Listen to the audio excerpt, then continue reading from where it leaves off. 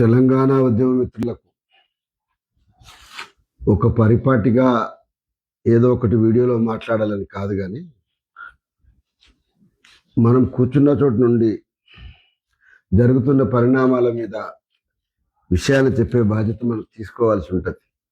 ఎందుకంటే ఈ రాష్ట్రం కోసం పోరాడిన వాళ్ళం. ఈ రాష్ట్రంలో ఇవాళ ఉన్న ప్రజాప్రభుత్వమైనా, గతంలో ఉన్న కేసీఆర్ గారి ప్రభుత్వమైనా తెలంగాణ ప్రజల ఆకాంక్షలు పరిపూర్ణంగా తీర్చిదిద్దే దిశగా జరగాలని మనం కోరుకుంటాం. ప్రస్తుత ముఖ్యమంత్రి రేవంత్ రెడ్డి గారు కృష్ణానది తీరంలో వరుణయాగం, మీరందరూ చూసి ఉంటారు. ఈ వార్త చాలా ప్రధానమైన వార్తగా మనం జరిగింది. సరే, వాళ్ళు టీఆర్ఎస్ వాళ్ళు క్షుద్ర పూజలు చేస్తున్నారు కాబట్టి మేము భద్ర పూజ చేస్తాం, భద్రంగా వర్షం తీసుకొస్తామని చెప్పేసి సీఎం గారు మొత్తం మంది మార్బలం అంతా కలిసి వందలాది మంది పూజ అర్చకులు, ఋత్వికులు, ఏటో ఇవన్నీ వైదిక క్రతువులు, 11 హోమగుండాల్లో 108 మంది ఋత్వికులు వేద మంత్రోచ్చారణ మధ్యన వరుణయాగం జరిగింది. సరే, ప్రతిపక్షాలు ఏదో ఒకటి అంటాయి కాబట్టి వానకాలం అయిపోయినాక అయిపోతుంటే ఇప్పుడు చేస్తారా వరుణయాగం అని బీజేపీ అధ్యక్షుడు కూడా అన్నారు. సరే, మంత్రానికి బలం ఉన్నా లేకపోతే మీరు అనుకున్నటువంటి దేనికి బలం ఉన్నా వర్షాకాలం అయిపోయినా వస్తుందేమో, అది పెద్ద ఇష్యూ కాదు. కానీ వరుణయాగం రోజు వారు సాగర్ వస్తున్న సందర్భంగా అనేక ప్రాంతాల్లో ఈ జిల్లాలో, నల్గొండ జిల్లాలో ఉన్నటువంటి బీఆర్ఎస్ నాయకుల్ని అరెస్ట్ చేసింది. మండల స్థాయి నాయకులు, జిల్లా స్థాయి నాయకులు, ప్రజాప్రతినిధులు వీరందరూ కూడా అరెస్ట్ చేశారు. నేను వారికి ఏం చెప్తున్నంటే, సరే మీరు క్షుద్ర పూజలు అని చెప్పేసి పిల్లలు ఏదో అన్నారు, సరిపోయింది, చిన్న సమస్య అని అనుకుందాం. ఒక్క నిమిషం, మీరు వరుణయాగం చేస్తే మీకు అడ్డుపడేంత స్థితిలో కూడా ఏదైనా రాజకీయ పార్టీ ఉంటుందండి? బీఆర్ఎస్ వదిలిపెట్టి ఏ రాజకీయ పార్టీ అయినా మీరు వరుణయాగం చేస్తే ఈ హోమగుండాలు ఎందుకు, అదెందుకు, ఇదెందుకు, రేషనాలిటీ ఉండాలి కదా, సైంటిఫిక్ టెంపర్ ఉండాలి కదా అనడం వేరే సంగతి. కానీ మిమ్మల్ని అడ్డుకునే స్థితిలో కూడా ఉంటుందా? ఎవరు అడ్డుకున్నా చేస్తాం, నీళ్లు చేస్తాం. నేను ఏమన్నా ఎవరు అడ్డుకున్నా నీళ్ళు చేస్తాం? ఎవరు అడ్డుకోడు. ఈ రాష్ట్ర ప్రజల కోసం అక్కడికి వచ్చే ఏ పనిని కూడా అడ్డుకున్నాడంటే అది ఆ రాజకీయ పార్టీకి, ఆ రాజకీయ నాయకుడికి ఆత్మహత్య సదృశ్యం తప్ప ఇంకేం కాదు. అందుకోసం దయచేసి మీరు చాలా పట్టుదలతోటి రాష్ట్రానికి, సరే 10-15 ఏళ్ళ మీ కృషితోటి ఇవాళ అవకాశం వచ్చింది, ముఖ్యమంత్రి అయినరు. మీతో నాకున్న సన్నిహిత సంబంధంతో మిత్రుడుగా విజ్ఞప్తి చేస్తున్నా ఏంటంటే, మనం మాట్లాడేటప్పుడు ఏం మాట్లాడుతున్నాము, ఏం సందేశం ఇస్తున్నాము అనేది చాలా చాలా ముఖ్యమైనది. ఇంతకుముందు వరుణుడి సంబంధించి చూసినప్పుడు గోదావరి జిల్లాలకు సంబంధించి మొన్న గోదావరి నీళ్లు గట్టిగా ఎత్తిపోయండి. ఇక్కడ ఒక వార్త, దీనికి ముందు గోదావరి రివర్ బోర్డు ఏం చేస్తుంది, దాని మీద అభియోగాలు ఏమిటి, తెలంగాణ నుంచి అప్పీల్ ఏంటి అనేది బీఆర్ఎస్ పార్టీ చేస్తే రఘునందన్ రావు లాంటి వాళ్ళు పిచ్చి రాజకీయాలు చేస్తే ఎజెండా లేనివే ఎజెండాగా చేసేటువంటి కుట్ర జరుగుతుంది. కాబట్టి అనివార్యంగా మనం తెలంగాణ ప్రజల తరఫున కాషియస్గా కొన్ని హెచ్చరికలు చేయవలసి వస్తుంది, అంతమించి ఏం లేదు.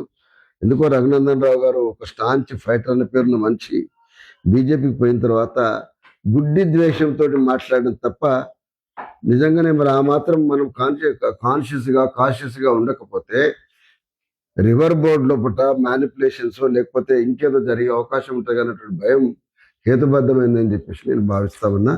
మీరు గోదావరి నీళ్లు గట్టిగా ఎత్తిపోయండి అని చెప్పేసి ఎల్లంపల్లి నుంచి డైరెక్ట్గా నీళ్ళు వచ్చినాయి, కాళేశ్వరం నుంచి ఒక్క ఇంచు కూడా ఇరిగేషన్ ఏం పెరగలేదు అని చెప్పేసి మీరంటే, ఎట్టి పరిస్థితుల్లో కూడా మనందరం కలిసి ఒక పని చేయవలసి ఉన్నది. కాళేశ్వరం నుండి వరి రికార్డు ఉత్పత్తికి సంబంధం లేదు అని చెప్పేసి మనం చాలా పెద్ద ఎత్తున ఈ మెసేజ్ తీసుకుపోవాలని చెప్పేసి ఒక చిన్న వార్త కింద ఇక్కడ ఉన్నాయి, ఇక్కడ నేను వేలు పెట్టిన దగ్గర. నేను ఏమంటున్నా, వరి ఉత్పత్తికి కాళేశ్వరానికి సంబంధం ఉందా లేదా అనేది రైతులు చెప్తారు. మీరు టోపోగ్రఫీ నాకు బాగా గుర్తుంది, ఆ మధ్యకాలంలో బనకచెర్లకు సంబంధించిన ఇష్యూ వచ్చినప్పుడు దేవాదుల ఏ రివర్ బెడ్ లో ఉంటుంది, లేకపోతే బనకచెర్ల ఏ రివర్ బెడ్ లో ఉంటుంది అని చెప్పేసి అడిగినటువంటి మీరు ఎందుకు అంటే, దురదృష్టం ఏంటంటే ఎన్నడూ ఇరిగేషన్ సంబంధించి ఒక సీరియస్ వర్క్ చేసేటువంటి ప్రయత్నం చేయకపోవడం వల్ల మీరు ఏది పడితే యథాపాలంగా మాట్లాడి మీకు ఒక అలవాటు అయిపోయింది. మీరు మాట్లాడిన దాంట్లో పట్నే 43 టీఎంసీల వరద వచ్చింది ఎల్లంపల్లికి అని అన్నారు. అట్లానే మిడ్మానేరుకు ఎన్ని పోసి మీరు 17 టీఎంసీలు ఎత్తిపోసినాం, ఓ 20 టీఎంసీలు కిందికి పోయినాయి అన్నారు. ఎగ్జాక్ట్లీ నేనేమన్నా 20 టీఎంసీలు కిందికి పోయిన తర్వాత అది క్రిమినల్ వేస్టేజే కదా మీరు చెప్పిన భాషలో. ఆ మధ్యకాలం ఇంజనీర్లు పట్టుకుంటే క్రిమినల్ వేస్ట్ ఉంది కదా. నీళ్లు కిందికి 20 టీఎంసీల నీళ్లు పోవడం అంటే అది ఎంత నష్టమో ఊహించండి. మీరు 3 దశలుగా ఉన్నటువంటి లిఫ్ట్ లోపల మీరు చాలా సందర్భాల్లో చెప్పినారు. ఇప్పుడు ఉన్నటువంటి ఏదైతే నీళ్లు పోతున్నటువంటి ఫ్లో ఉండదో, హైట్ ఉండదో, అది మోటార్ ఆన్ చేయడానికి సరిపోద్దని చెప్పేసి ఇంతమంది చెప్పినా స్ట్రైట్ గా మీరు మీరు ఇప్పుడు కాదు, ఇప్పుడు ప్రమాదమైంది పిల్లర్స్ కాదు. కేసీఆర్ గారు చాలా ముందు ప్రాజెక్ట్ కట్టేప్పుడే ఈ బ్యారేజ్ లో అడ్డుకట్టతోటి సంబంధం లేకుండా నీళ్లు ఎత్తిపోయవచ్చు అని చెప్పింది. అయితే ఇది కలగని చేసింది కాదు, సహజంగానే ఆ ఫ్లో ఆ లెవెల్లో ఉంటుంది. స్టడీ చేసిన తర్వాత వారు ఆ రోజు చెప్పడం జరిగింది. ఇప్పుడు కూడా 100% యథార్థం. నీళ్లు ఎత్తిపోస్తే ఆ నీళ్లు తెలంగాణలో ఇంకొక ప్రాంతానికి పోగలుగుతాయి. ఎల్లంపల్లి నుంచి పోయేటువంటి నీళ్లు ఏ ప్రాంతానికి పోతాయి, లేకపోతే కింది నుంచి ఉన్నటువంటి ఇంకో దశలో ఉన్నటువంటి అన్నారం దగ్గర ఎత్తిపోస్తే ఏది ఉంటుంది, సుందిల దగ్గర ఏమి ఎత్తిపోస్తే ఏమైందని చెప్పేసి మీకు క్లారిటీ మరొకసారి తీసుకోండి. దయచేసి పాలక పార్టీగా ఉన్నందుకు ప్రతిపక్ష పార్టీ ఇదివరకు ఏదో చెప్పిందని నిరంతరం చెప్పేటువంటి ప్రయత్నం కంటే కష్టమో నష్టమో ఒక తెలంగాణ నీళ్లు అందించాలన్నటువంటి దాంట్లో భాగంగా తీసుకొచ్చిన ఒక ప్రాజెక్ట్ ఏది ఉందో ఒక పెద్ద ప్రయత్నం అని చెప్పేసి అనేకమైన సంస్థలు చెప్తా ఉంటాయి. దురదృష్టవశాత్తు మాలాంటి వాళ్ళం కూడా ఈ లిఫ్ట్ ఎందుకు, ఇంత పెద్ద లిఫ్ట్ అవసరం అనుకున్నాం. కానీ ఇవాళ గ్రౌండ్ రియాలిటీ అంటే కింద ఉన్నటువంటి అడుగున ఎక్కువ 500 ఫీట్ల కింది నుంచి నీళ్లు తీసి అవసరం ఉన్నప్పుడు చాలా ఎత్తిపోసుకునే అవసరం వస్తుంది ఎన్నటికైనా అని చెప్పేసి అది తీసుకోవడం ఏది ఉందో అది 100% అవసరమైందని చెప్పేసి ఇప్పటికీ అనేక మంది ఇంజనీర్లు చెప్పినప్పుడు కూడా మీరు దృష్టం ఏంటంటే వారికి ఈ ట్రీట్మెంట్ ఇవ్వాలి, ఆ ట్రీట్మెంట్ ఇవ్వాలి అంటే మధ్యలో మీరు ఎడ్యుకేషన్ మినిస్టర్ నుంచి హోమ్ మినిస్టర్ అవుతారు, ముఖ్యమంత్రి నుంచి కూడా మీరు హోమ్ మినిస్టర్ లాగా మాట్లాడుతూ ఉంటారు. ఈ భాష అంటే ట్రీట్మెంట్ ఇవ్వాలనే భాష పోలీస్ భాష ఉంది.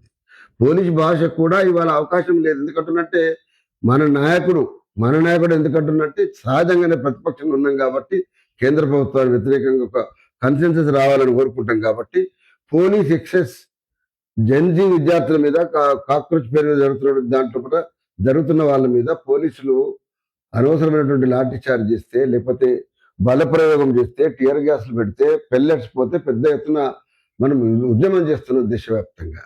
నేనేమంటున్నా, అట్లాంటి పార్టీలో ఉండి మీరు రాహుల్ గాంధీని డిఫెన్స్ లో ఉండి కాంగ్రెస్ పార్టీ డెమోక్రసీ గురించి మాట్లాడి మేము ఆయనకు ఈ ట్రీట్మెంట్ ఇస్తాం, ఆ ట్రీట్మెంట్ ఇస్తాం అనేది ఆ పార్టీకి గౌరవం పెంచేది కాదు, మీకు పెంచేది కాదు. అందుకోసమని నేను సుదీర్ఘంగా ఇలా మాట్లాడడం కోసం కాదు, ఒక పాయింట్.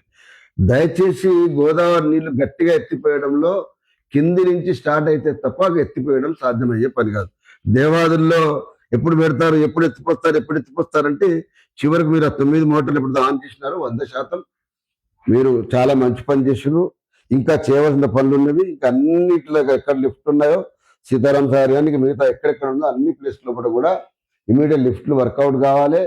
ఇప్పుడు దూరాల నుంచి ఏదైతే కృష్ణకు నీళ్లు శ్రీశైలం వస్తున్నాయో ఇప్పుడు ఆల్రెడీ లిఫ్ట్ ఏవైతే స్టార్ట్ అయినాయో ఇంకా చాలా ప్లేస్లో రావాల్సి ఉన్నది. ఒక దిక్కు పోతిరెడ్డి పాడుకు నీళ్ళన్నీ కూడా ఏర్పాటు అవుతామంటే మన దగ్గర ఇంకా గేట్లు ఎత్తలేదు, నీళ్ళు ఎత్తిపోయడం లేనటువంటి ఏదైతే విమర్శ ఉందో దానికి మీరు జవాబు చెప్పవలసిన అవసరం ఉందని చెప్పేసి విజ్ఞప్తి చేస్తూ, ఇదే ఇప్పుడు నేను చూపెట్టిన ఒక దాంట్లో ఇంకొకటి కూడా ఉందండి. కేటీఆర్ మాపై కోపంతో తెలంగాణ ప్రజలపై చూపించవద్దు. ఇది శ్రీధర్ బాబు గారిది అనుకుంటా. బహుశా ఈ వర్డ్ కరెక్ట్ గా రేవంత్ రెడ్డి గారు బీఆర్ఎస్ మీదలో కేసీఆర్ గారి మీద ఉన్నటువంటి మీ ద్వేషాన్ని తెలంగాణ ప్రాజెక్టుల మీద చూపెట్టవద్దు, నష్టం చేయవద్దు అని చెప్పేసి దీనికి ఎగ్జాక్ట్ రివర్స్ మీనింగ్ చెప్తా ఉన్నా. మీరు మాట్లాడిన దానికి ఎగ్జాక్ట్లీ సూట్ అయ్యేటువంటి ఒక కౌంటర్ ఏంటంటే, మీరు అతిగా రాజకీయం చేయడం ద్వారా, అతిగా ఉద్వేషంతో పెంచుకొని మాట్లాడడం ద్వారా, ఎందుకంటే ఎల్లంపల్లి నీళ్ళు వచ్చినాయి దానికి సంబంధం లేదు, మరి డయాఫ్రామ్ వాల్ పెట్టి కట్టేసి నీళ్లు ఎత్తిపోసే ప్రయత్నం ఏంటిది, అది దేనికోసం? విజ్ఞులుగా ఉత్తమ్ కుమార్ రెడ్డి గారు డయాఫ్రామ్ వాల్ ఇంకేదో చేస్తా ఉన్నారు. డయాఫ్రామ్ వాల్ కడతానికి మూడేళ్లు దాటాలనా? ఇంత పనిమంతులా మీరు? ఇమీడియట్ కి సమయం ఒక యాక్టివిటీ మొదలు కావడానికి 3 ఏళ్ళు దాటాలా అండి? 3 నెలలు 4 నెలల లోపల టీఆర్ఎస్ ప్రభుత్వం వస్తే ఎమ్మడి మహారాష్ట్ర పోయి కూర్చొని వచ్చినారు వాళ్ళు. సరే, దురదృష్టవశాత్తు 148 మీటర్ దగ్గర ఉన్న దాని నుంచి 152కు మనం అడిగినప్పటికీ కూడా ఫారెస్ట్ నుంచి క్లియరెన్స్ లేదు. అక్కడ మిగతా మీరు పర్యావరణ సంబంధించి మీ అందరికీ ఏమిటారు, ఆ ఒక పార్క్ ఉంటుంది, దానికి పెద్ద ఎఫెక్ట్ పడుతుందని చెప్పేసి పెద్ద ఇష్యూస్ అయినాయి కాబట్టి అది ఆగిపోయింది. నేనేమంటానంటే, ఇప్పుడు కూడా మీరు సన్నాయి నొక్కులు నొక్కకుండా మాటి మాటికి మీరు దేశవ్యాప్తంగానే బీజేపీ వ్యతిరేకంగా మాట్లాడతారు, బీజేపీని సంకలేసుకొని పోతారు. కానీ మరి నలుగురు టీఆర్ఎస్ సంబంధించినటువంటి రాజ్యసభ సభ్యులు కూడా వెంట తీసుకొని అధినాయకులు మీరు రావాలండి, మన స్టేట్ కోసం కదా అని చెప్పేసి మనము ఢిల్లీకి పోదామని చెప్పి ఉంటుంటే దాని ఇంపాక్ట్ ఎట్లుంటే చెప్పండి. అందుకోసం even today we have got a chance. మనము 152 మీటర్స్ తుమ్మిడిట్టి దగ్గర లేపాలి అనుకుంటే ప్లేస్ డిసైడ్ అయితే అది ఎంత మేరకన్నా కానివ్వండి, మనందరికీ ఒక ఆశ ఉన్నది. తుమ్మిడిట్టి దగ్గర నుంచి రావడం ద్వారా ఎల్లంపల్లికి స్ట్రైట్ గా సింగిల్ లిఫ్ట్ తోటి వెళ్ళిపోద్దని అనుకుంటున్నాం కదా. అది రియలైజ్ కావాలి, ప్రాక్టికల్ గా సాధ్యం కావాలంటే అల్టిమేట్ గా మనము మహారాష్ట్ర ప్రభుత్వాన్ని ఒప్పించాలి. దానికోసం ఒక గతంలో ఉన్నటువంటి ప్రభుత్వంగా ప్రయత్నం చేసింది కాబట్టి, అందరినీ కలిసింది కాబట్టి మీ అందరికీ విజ్ఞప్తి చేస్తా ఉన్నా. Even today we have got a golden opportunity to mobilise every opposition leader to Delhi and appeal to the central government to convince the Maharashtra government and the CM of Maharashtra. ఎందుకంటే అక్కడ బీజేపీ గవర్నమెంట్ ఉంది కాబట్టి, ఇదివరకు కూడా అదే ఉంది కాబట్టి ఈ ప్రయత్నం మన మిగిలి ఉంది. మీరు అన్నటువంటి గట్టిగా గోదావరి నీళ్లు ఎత్తిపోయాలి అని అనుకున్నప్పుడు ప్రాణహిత ముందున్న దాన్ని ఇందులో కలవక ముందుకే అక్కడి నుంచి కూడా లిఫ్ట్ చేయగలుగుంటే ఇంకా మంచిగా ఎత్తిపోయగలుగుతాం. అందుకోసం ఈ ఒక్క అంశం చెప్పడం కోసం మీకు ప్రయత్నం చేసిన. ప్రతి క్షణం ఏదైనా వీడియోలో మాట్లాడితే మిమ్మల్ని విమర్శించకూడదు కాదు, 100% ఇది ఈ రాష్ట్ర ప్రయోజనాల కోసం చేసేది. అది రఘునందన్ రావు గారికి హితవు చెప్పినా, బీజేపీ ఎంపీలకు చెప్పినా, కాంగ్రెస్ పార్టీకి చెప్పినా, ఆత్మవిమర్శగా భారత రాష్ట్ర సమితిలో జరగాల్సిన జరగకపోతే విమర్శించినా, ఇవాళ ఒక బాధ్యుడు వెళ్ళినటువంటి తెలంగాణ ఉద్యమకారులకు సంబంధించినటువంటి ఒక అప్పీల్ తప్ప దీంట్లో ఏం లేదు. మీరు గ్రహిస్తానటువంటి విశ్వాసంతో దయచేసి ఈ తిట్టిపోతల పథకాన్ని ఆపి ఎత్తిపోతల మీద మీ యొక్క కాన్సన్ట్రేషన్ పెంచాలని చెప్పేసి మనసారా కోరుకుంటున్నా. జై తెలంగాణ.